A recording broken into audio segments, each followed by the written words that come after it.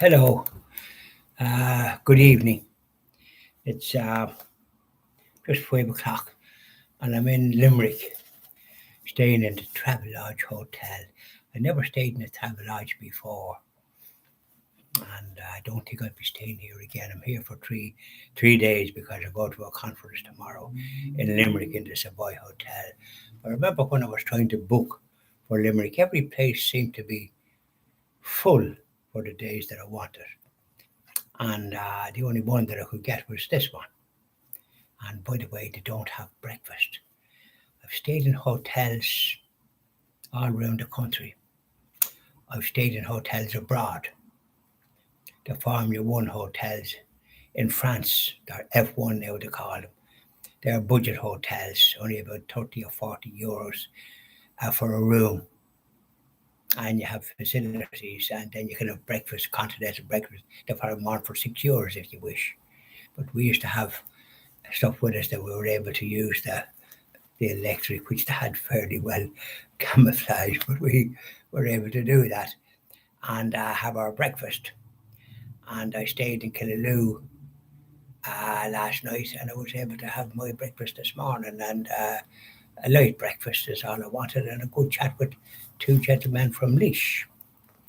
Now, Killaloe is a great historical town. It has hotels, it has restaurants, and the restaurants are not extravagant. Their prices are quite within budget compared to some places. You really want to take out a loan in Dublin for some of the restaurants that charge a fortune. But these ones, you could have the main course for 12 euros to 14, 15 euros, and that's not bad. Wines here to be sort of, you take out a loan for that, they're far too expensive for my book. Pity you can't bring your own, and it wouldn't cost you far a fraction, a fraction. I think they should allow that, to do that in some places. Now, I just talk a little bit about Killaloe Ballina. It's a great tourist town. It has marvellous attractions. Um, the Loch Derg is there, and then there's the Loch Derg in Donegal for pilgrimage, but Loch Derg in Killaloe is a great lake, and there's boats, and there's pleasure. There's a boat that you can go on the trip. I think myself and my late wife went on a trip on it one time, and so there's a lot to see. And there's a Protestant church there going back. I think it's established hundreds of years. Probably it was a Catholic church first, but now it's a Protestant church, and it's a visitor centre. But they're doing work on the spire, and so it's closed because I went to go to it, and so as I could report what I would have seen, but it was closed. And it's Killaloe Ballina. There's a bridge, and the two of them are connected. Killaloe is in Clare, and Ballina is in Tipperary. And that's there's a graveyard there that's closed, generally speaking, to the public. But that's where my mother is buried, and all her relations on the father's side, going back to the 1800s. Now, I got, funny enough, when I went there years ago, I couldn't find it, and I went to the local church in Ballina and spoke to the parish priest, and two ladies that were experienced in the town were able to find it, even though I couldn't make out the writing myself. Yeah, I spent a good while trying to find it. So then, when they found it, I got a man to ring somebody that had a sign in the graveyard, and he was able to do the writing, and it cost me €400, I think. It was still euros, about 6 or 7 years ago, maybe eight. And I did the writing, so it was very legible. And I bring flowers, and there's four about six flowers. These ones that last, because if you get fresh ones, sure they're gone. You'd want to be living in the area, so they're still there for. And so I rang another fella because some of it becoming a bit obliterated. Now I can make out a lot of them, but it needs redoing. And he was going there yesterday. Yesterday was very warm. And when I found a place that I was staying in, it was a bed and breakfast, a very nice place indeed. I stayed there again, and great chat with two men from Port, and not Port Leash, from Leash, Tinnahoe, I think, near Stradbally. I know it. And with a great chat, and it's good to have a chat, covered a bit of ground, because I'm long in the tooth, as the fellow says, and I've got a lot of experience of life and observance. So now, believe it or not, there was a railway from Ballina to Bird Hill, which is about not that far away. But when the train went to Bird Hill, it you would be able to go to Limerick then, and then you can go wherever you like. There was every town and village was connected by the railway. A pity when we got our freedom that they saw fit to do away with all these railways. Every town and village was connected, and don't forget, nobody except a few people had cars. Most people didn't. The bicycles is all they had, or else what they called shanks mare walking. And unfortunately, and it was a great facility for farmers to send stock, and goods used to be sent by the rail. When I went to work in Dublin when I was 18 after doing my leaving cert, and eventually got a job in a garage called Assembler's Garage. Grand job. I was answering the phone, there was a switchboard there with three lines, and doing various other chores associated with that, and looking after the filing. So I could put my hands on anything that was required. And I looked after the fellas doing the petrol to make sure everything was correct. And so those few chores, and dealing with the public, and which I like doing, and which I wound up doing all the time. And I'm still doing now with my Christian TV Ireland project. Yes, sorry. So I visited a church. There's two churches. In there's one church in Killaloe up on the hill, and I went there, and it was must have been after 11. I was surprised there were some people saying prayers. And normally I do the stations at the cross there because they're old style stations and I like it. So I put up some of my leaflets on the notice board in the Christian TV. And then I went to the other church that I was in, where my mother was brought before she was buried in the graveyard. And it's a modern church in some ways. Yes, it is a modern church.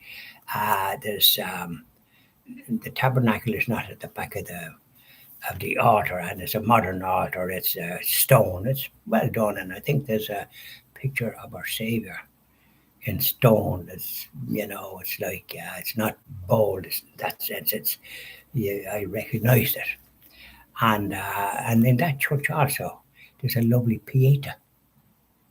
I love to see those statues, the pieta. So I always touch our Lord's hands and face and all the rest of it, and our Blessed Mother as well. I said the stations at the cross there, and there was exhibition of the Blessed Sacrament, and there was about four people, ladies and one gent there. So I said the stations at the cross, and then I with the Blessed Sacrament being exposed for adoration. And so I said the Holy Rosary there, the Chapel of Mercy. But then the Angelus rang, and of course I stood up for that, and I heard somebody was saying it, but I said it myself, like standing up, because whatever way they were saying it, I didn't know what way they were saying it. When you're speaking, I think you should speak so as you could be heard, but I certainly couldn't hear what he was saying. So I said the Station of the Cross, and then sat down and continued with my. I finished the rosary and I did the Chaplet of Mercy, But in the meantime, a lady come out and took the sacred, the Blessed Sacrament from the monstrance and put it in the tabernacle. And I noticed on the left-hand side, there's kind of trees, or not trees, plants behind the altar. And really, that's where the tabernacle should be. I don't know what's wrong with them that they don't follow what's laid down. The tabernacle is supposed to be behind the altar. And it's not. It's at the side. And that's not the place for it. If I see the priest, I'll inform of that. But I'm in Limerick. But I'll be going back that way again to visit the mother again. I visit her again this morning. And there's a candle in that church for the happy repose of her and all those McKeows on that thing, of course, for my late wife and others. Include others, and I lit it in front of the Sacred Heart. That's where I light it. There's a one there where the Sacred Heart is. So I mentioned on that, and the marvellous sights there. And funny enough, there's a place there, there's out some road, I didn't go out to this time, Brian Boru, the King of Ireland. And he was killed at the Battle of Clontarf when the Vikings, these savages that come from Norway or whatever the hell, Norway, not Denmark, the Holland and them places. They were savages, pillaged, and there was a battle there, and we won for a change. But Brian Boru was killed. So great history, well worth a visit if you're ever want to visit and get a taste of history and. Beautiful restaurants, but I advise staying a bed and breakfast. I inquired at the hotel before I came, the Lakeside Manor. I don't buy McKeows, and all my relatives were McKeows, but it's a popular name. And in the church in Ballina, there's about 4 windows that the McKeows donated. Now, whether any of them was related to my mother or all the McKeows, I don't know. But they could very well be. So, and what else was there? No.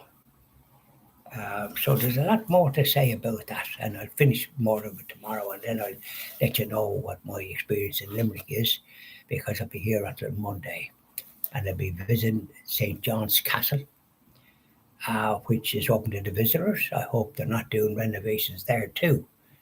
And then there's 2 cathedrals, a Catholic one and a Protestant one, but the Protestant one was originally a Catholic one, and it has great artifacts in it. I'll be visiting that.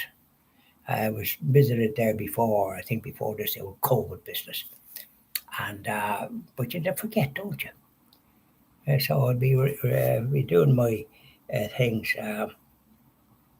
So there we are, and let's see. You were in pay creek before. Oh yes, the washerwomen. So the railway built a bridge so the washerwomen could do their washing, and there's a picture of them. I saw it as I was walking back from where I went to go to see, because no point in driving the car. There's too much traffic, and it's about 4 directions, so you'll be sitting in your vehicle and then you wouldn't get through either. So it's quicker to walk. I walked across the bridge, and but the place that I wanted to visit was closed. I couldn't believe it, and it says welcome, visitors welcome. Tried the door, locked. This was shortly after 12. I was surprised that in the church that they took away the monsters at 12 o'clock. Archbishop Fulton John Sheen said when this abortion killing of the innocents brought into the United States, he was of Irish extraction, of course. Yeah, proud of it as well. Great broadcaster. The highest ratings in TV and CBS when he was in the half-an-hour program. Did great work. You can get him on the internet. In any event, what's this he said? Oh yes, the exhibition of the Blessed Sacrament in every church for the innocents that are being murdered, and miracles, great miracles would occur. and yet they're not doing it here. Why they don't do it from morning to the evening and that kind of thing, I'll never know, because this is where it nourishes the soul, and people can be encouraged to visit, and they would, I think, because the Irish people have that still in their heart and soul. So there's a lot to be said, but imagine there was a railway, and people didn't have ways of transport, but the railway was a great gift. They could go anywhere on the railway, no matter where they were. They could go to Connemara. They could go up to Dublin. They could go anywhere on the railway. And imagine closing it. And what did they do? Taking up all the tracks. Oh goodness! Did away with the tram as well. There was trams in Dublin. It did away with that. Now they have the Lewis all over the place, taking up space here, there, and yonder. You can't bring a car into Dublin. If you could, you'd never get out. So there we are. I have a lot more to say about my visit to Limerick. So you can look forward to that. Say your prayers now. And I'll be doing another one after this about 1998. Who fears to speak of 98? And I saw a place called Shannog on my travels. I love that name. And there's Bull of Oak. Father Murphy of Bull of Oak. Oh, great. I was in it. And I was looking for his grave. It says his grave is pointed. Damn, the bit could I find it? Yet there was a sign. I was marched around that grave. It must have been half an hour. Um, Last year, the year before. Time flies, doesn't it? Probably before COVID. I have to pay it another visit and make inquiries. Bye now.